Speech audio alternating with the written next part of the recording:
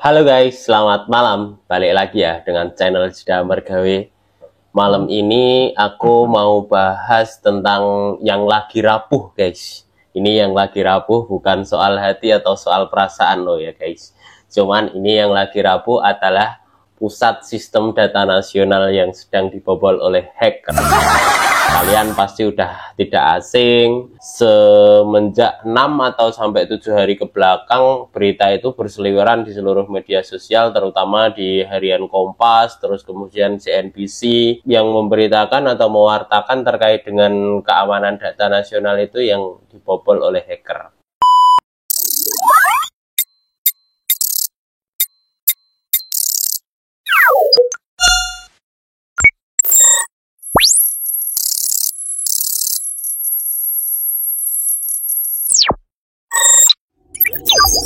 Hello, my name is Amy99.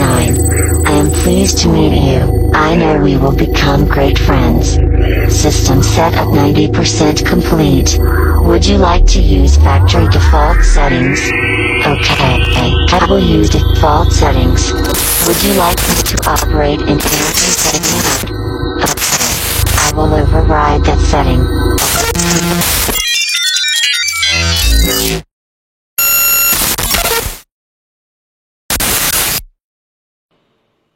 Di sini aku mau bahas ya guys, seberapa besar ancaman ini dan seberapa dampaknya, terus kenapa bisa seperti itu juga. Yang namanya data nasional ini kan ibarat kata, sekarang kan yang namanya perang kan gak cuman perang fisik ya guys, dalam artian itu head to head antar satu negara dan negara lain memperebutkan satu wilayah atau memperebutkan satu sumber daya alam mungkin, tapi kan sekarang perang kan banyak, meliputi perang cyber, terus kemudian perang dagang, terus kemudian perang mata uang, terus kemudian ya juga perang yang secara konvensional, dan termasuk juga perang cyber yang ada di dalamnya. Ini luar biasa sekali.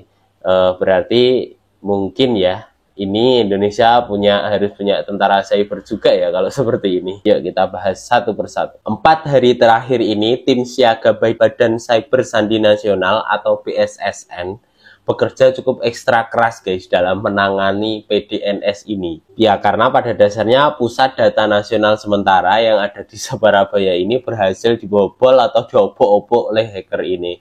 Sehingga banyak sekali situs instansi pemerintahan terutama di bidang imigrasi itu yang sangat terdampak terhadap ini. Nah, kalau faktanya secara real time itu ada 210 instansi yang terdampak terkait dengan ini. Bayangkan guys, hanya terkait dengan data yang diobok-obok saja, instansi yang terdampak itu berdampak sampai ratusan, sampai 210. Ini dari Kepala BSSN, Hinsa Saribuan, mengatakan bahwa peretasan malware diduga menggunakan virus jenis ransomware atau jenis virus terbaru yang menyerang server pemerintah yang mengelola secara nasional data kementerian, lembaga, serta pemerintahan daerah tersebut. Jadi data pemerintah daerah, pemerintah nasional itu berhasil dibaca oleh hacker ini guys. Luar biasa ya dampaknya.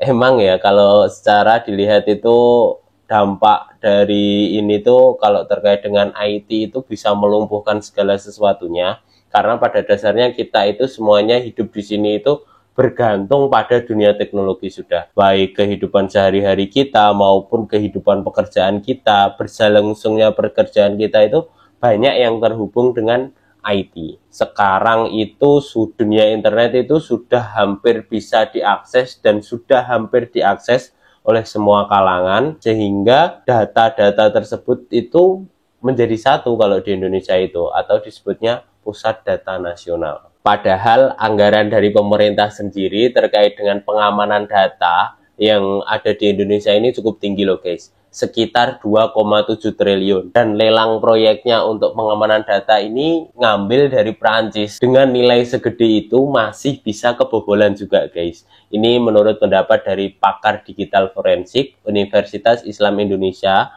atau UII, Yudi Prayudi, menyebut diretasnya PDN, walaupun ini bilang Kepala Kominfo ini bilangnya PDNS, Pusat Data Nasional Sementara. Ya, apapun itu yang intinya berdampak lah dengan adanya penyerangan ini terhadap segala institusi yang ada di Indonesia. Bahkan nggak hanya satu, 210 institusi, baik itu pusat maupun daerah yang ada di Indonesia.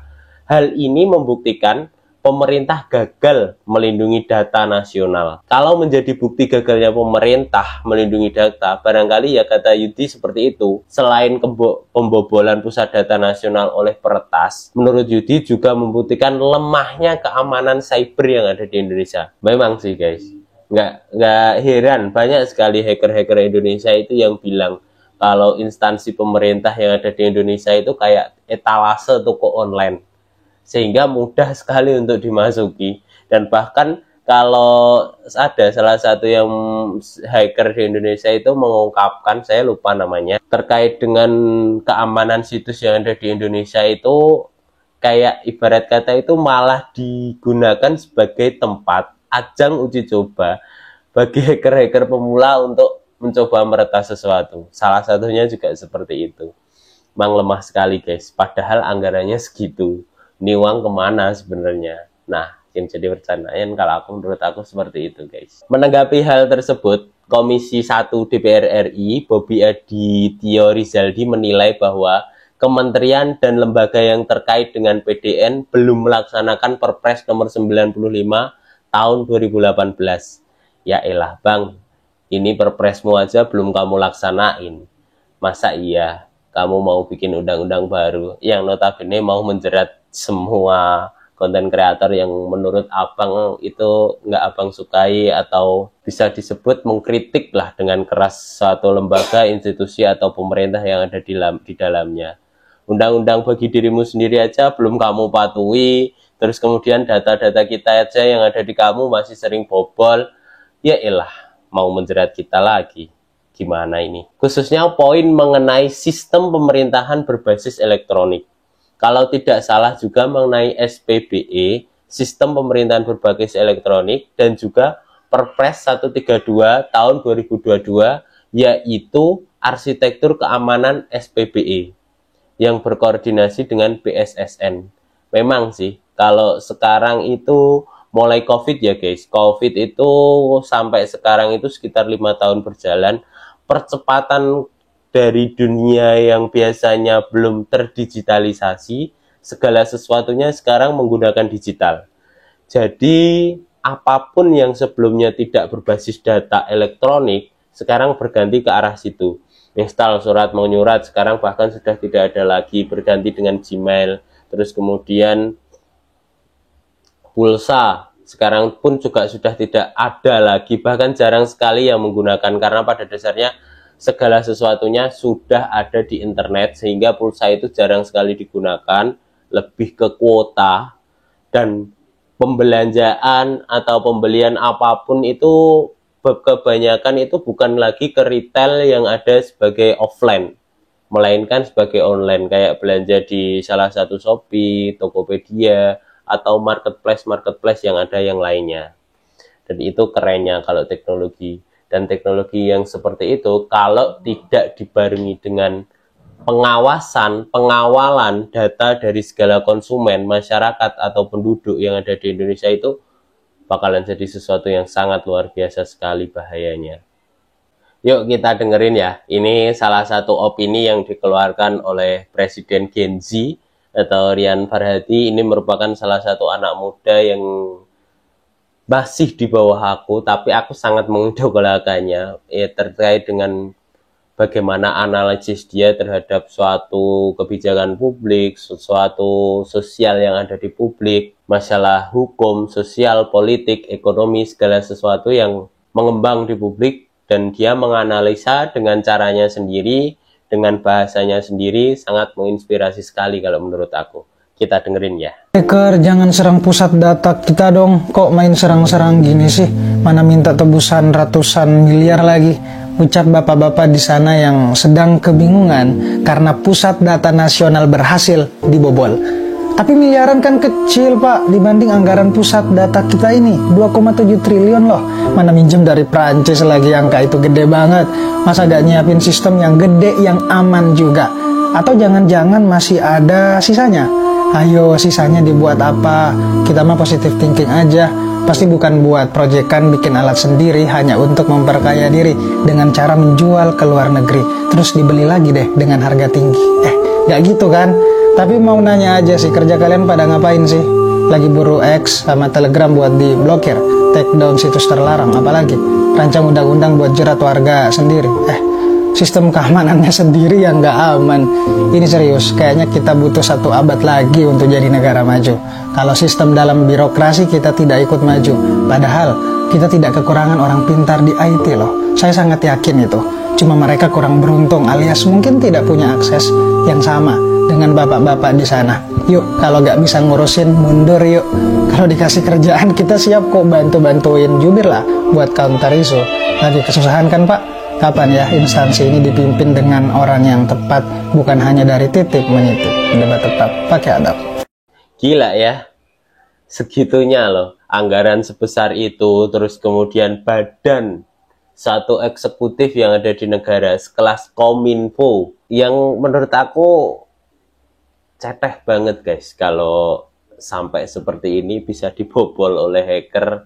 Ini suatu lembaga negara loh ya guys, bisa diretas oleh lembaga perorangan. Bayangkan saja guys, berarti lembaga perorangan ini lebih besar daripada lembaga negara tersebut, atau lembaga perorangan ini lebih hebat dari lembaga perorangan tersebut ya guys.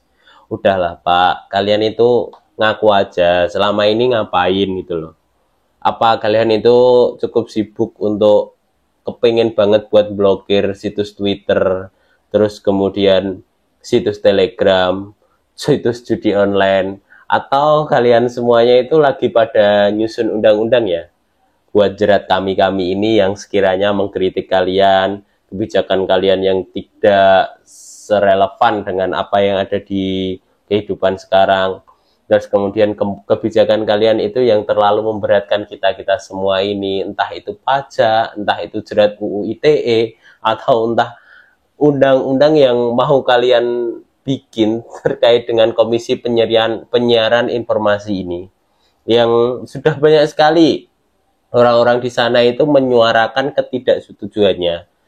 Terus kalian itu bikin undang-undang, mengesahkan undang-undang yang notabene itu untuk menjerat atau mengawasi, mengatur semua masyarakat, sementara masyarakatnya tidak kalian kasih tahu. Berat sih kalau seperti itu, konyol sih kalau seperti itu.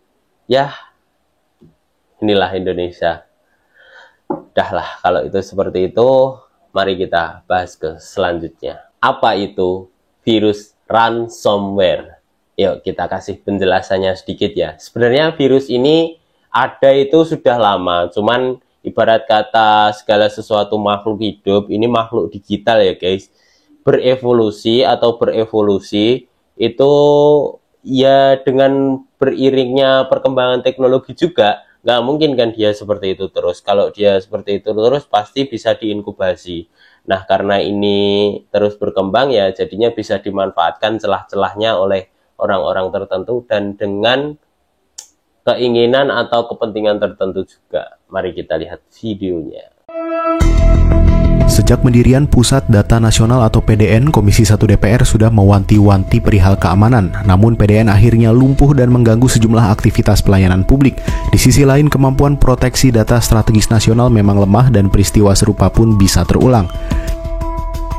Sementara itu, Badan Siber dan Sandi Negara masih menginvestigasi penyebab gangguan pada Pusat Data Nasional yang terjadi sejak Kamis 20 Juni 2024. Pengamat menduga terjadi serangan ransomware karena penyelesaiannya membutuhkan waktu yang lama. Gangguan teknis pada Pusat Data Nasional Kementerian Komunikasi dan Informatika membuat sejumlah aktivitas pelayanan publik terganggu.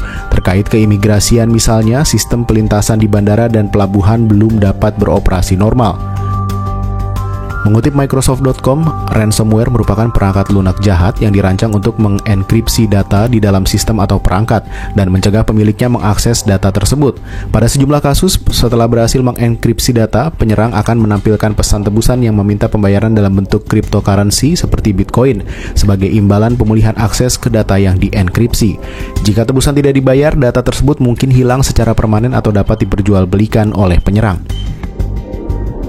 Untuk melancarkan aksinya, ransomware punya cara kerja yang cukup kompleks. Pada awalnya, virus akan berusaha masuk ke sistem perangkat melalui berbagai metode serangan cyber, mulai dari phishing, menyerang software yang belum diperbarui, atau yang lainnya. Ketika pengguna berhasil terjebak oleh perangkap virus, ransomware akan menanamkan virusnya untuk menyebarkannya melalui situs atau software tersebut. Setelah virus sudah tertanam sempurna, pelaku akan mulai menjelajahi dan memetakan jaringan file atau data yang akan dienkripsi. Biasanya, para pelaku ini sudah menargetkan jenis data yang akan dienkripsi untuk memudahkan proses pemindaian sistem. Data tersebut dapat berupa dokumen penting, video, foto, dan lain sebagainya. Setelah itu, pelaku akan mengubah kunci enkripsi data tersebut menjadi bentuk yang lebih kuat dan tidak dapat dibaca oleh perangkat komputer atau laptop. Proses enkripsi ini akan menghalangi pemilik untuk mengakses data di dalamnya dengan menggunakan kunci yang sama. Adapun dampak paling signifikan dari kejahatan siber ini adalah hilangnya data privasi pengguna, ditambah lagi jika tidak ada backup atau pencadangan yang disimpan dalam server. Tak hanya itu, ransomware juga bisa merusak perangkat keras seperti komputer atau laptop. Sebagai upaya preventif ancaman ransomware, perlu dilakukan pembaruan sistem secara berkala, termasuk meningkatkan sistem keamanan yang digunakan. Selain itu, melakukan pencadangan atau backup rutin juga penting untuk mengantisipasi kehilangan data. Tak hanya itu, penggunaan jaringan internet umum juga bisa dipertimbangkan. Pasalnya, jaringan internet umum seringkali jadi sasaran empuk para peretas untuk menanamkan virus seperti ransomware ini pada perangkat keras yang digunakan. Sebenarnya secara gambaran awam atau secara overall itu sama guys dengan peretasan-peretasan yang ada sebelum-sebelumnya dan yang pernah terjadi. Berikut pun ransomware pun juga sama, menginjeksi satu file, satu data itu yang mereka tuju, terus kemudian ya mereka berhasil mendownload atau mengganti keywordnya dengan keyword baru yang susah banget untuk dideteksi oleh software apapun atau perangkat keras apapun, baik itu laptop apapun komputer. Karena pada dasarnya ya mereka sudah tahu kelemahannya, terus masang pagarnya gimana juga mereka jauh lebih proper pastinya. Keren banget ya. Apa nggak tertarik nih daripada buang-buang anggaran 2,7 triliun itu, mending kalian carilah hacker-hacker yang ada di Indonesia itu untuk ngamanin data-data kalian sendiri. Kan jadi larinya nggak malah ke luar negeri, lebih membuka lowongan pekerjaan bagi masyarakat kalian sendiri atau warga Indonesia. Aku yakin kok kalau warga Indonesia itu yang benar-benar proper di bidangnya pasti bisa mengamankan atau memberikan satu enkripsi data sehingga data itu sangat tidak mungkin untuk dibobol oleh hacker-hacker manapun. Sementara penjelasan tentang ransomware ini dari Microsoft sendiri itu adalah tentang sebuah program jahat atau malware yang mengancam korban dengan menghancurkan atau memblokir akses data atau sistem penting sehingga tebusan harus dibayar. Jadi biasanya kalau hacker ini berhasil mengakses data atau suatu poin tertentu yang mereka inginkan, setelah itu dia pasti akan minta tebusan. Dan secara industrial, kalau data itu nggak ditebus, akan sangat susah sekali untuk dikembalikan. Jadi mau diakses kembali pun bakalan susah. Ya bisa-bisanya nebus atau hilang sama sekali. Sementara kalau data yang nggak terbackup itu ya pasti udah hangus. Dan resikonya kalau nggak dibayar, kalau nggak ditebus, biasanya ya data itu bakalan diperjualbelikan. Dan bahayanya di situ. Ibarat kata ini data-data dari orang-orang penting yang ada di Indonesia, atau bukan hanya orang penting lah, seluruh warga Indonesia itu terus kemudian dimiliki oleh pihak asing sehingga mereka megang game point kita semuanya. Mereka bisa menggunakan segala sesuatunya itu untuk melakukan kejahatan terhadap kita. Itu sangat mungkin sekali terjadi guys. Ya ini emang keteledoran yang kelihatannya kalau orang awam sendiri nggak belajar, nggak tahu itu hal biasa. Bahkan pada awalnya pun juga kegagalan sistem mungkin. Pas waktu awal-awal terjadi peretasan ini dikira itu sistemnya cuma trouble. Padahal bukan hanya trouble, tapi sangat serius sekali sampai terjadi penghacken ini. Luar biasa sekali ya. Sementara menurut pendapat pribadi aku sendiri, secara ransomware ini merupakan salah satu bentuk kejahatan yang sudah ada sejak lama. Bahkan sejak tahun 2015 itu sudah ada, cuman enskripsi virusnya berbeda dengan sekarang.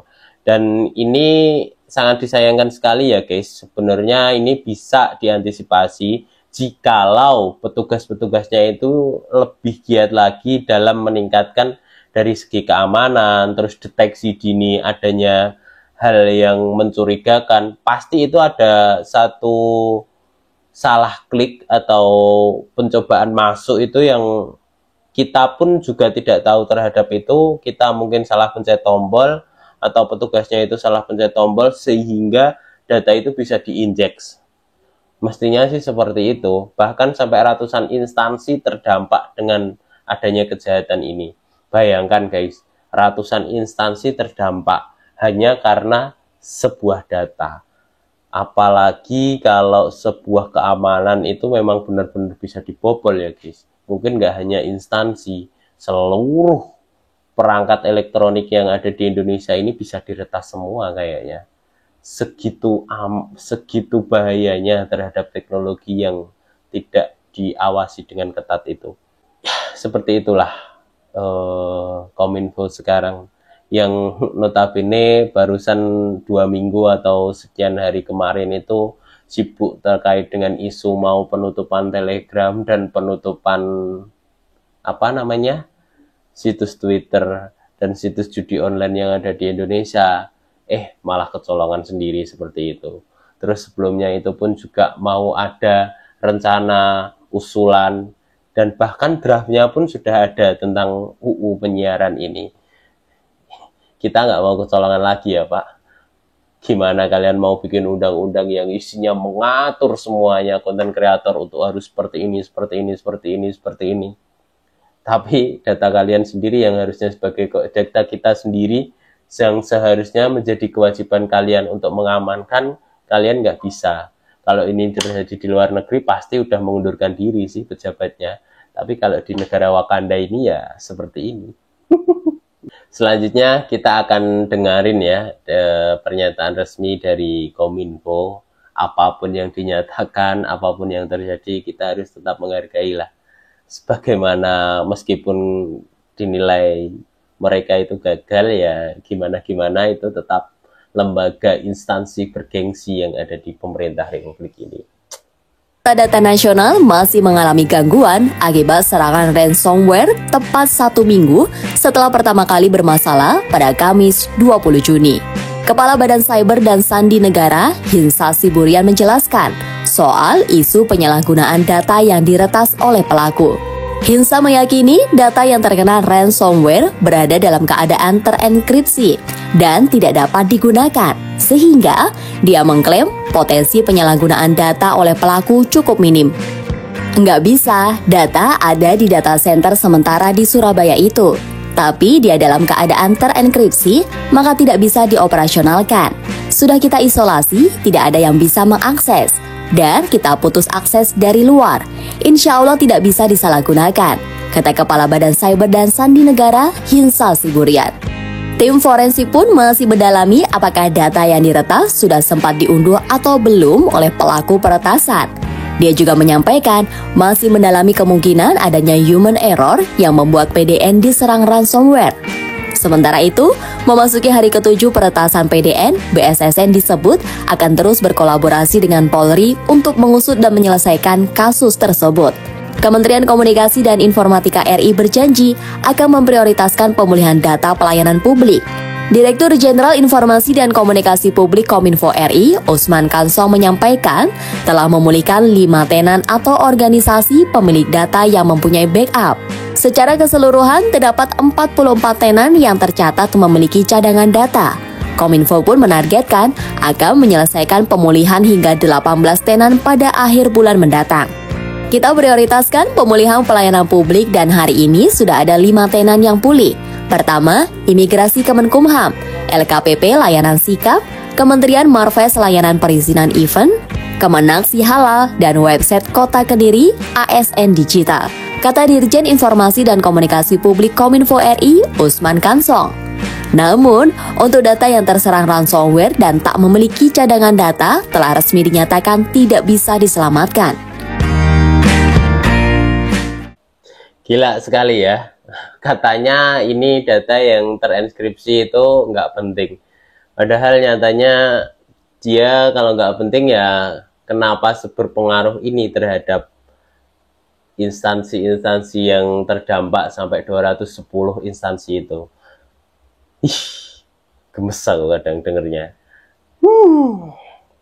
Dan yang terakhir, satu yang lucu lagi ya guys. Udah katanya nggak penting, terus kemudian nggak mau nanggepin terkait dengan mintanya tebusan, tapi kelihatannya Kominfo juga ketar-ketir terhadap itu. Berulang kali dia menyebutkan terkait dengan hacker ini minta tebusan senilai 8 juta US dollar, atau kalau dirupiahkan itu sekitar 131 miliar. Pak, kenapa nggak 10 juta dolar sekalian? Yang 2 juta kan bisa kita bagi-bagi buat beli cilok. Itu dulu ya guys, kalau dari aku. Apapun itu yang dilakukan oleh pemerintah itu ya patut kita apresiasi, patut kita banggakan. Tapi ya jangan seperti itulah Pak.